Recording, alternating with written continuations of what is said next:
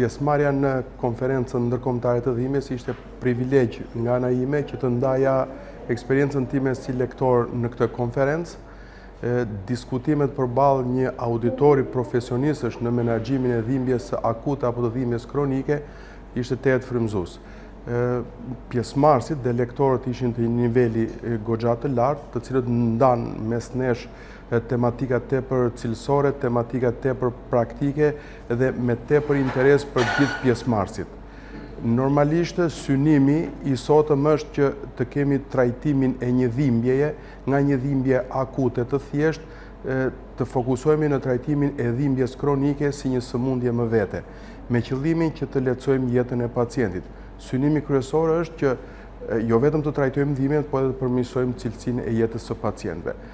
Praktikisht të gjithë pjesëmarrësit trajtuan tema të rëndësishme, tema me interes, të cilët besoj kanë dhënë, japin dhe do të japin një kontribut akoma dhe më të madh në trajtimin e dhimbjes një sëmundje më vete dhe përmirësimin e cilësisë së jetës së pacientëve.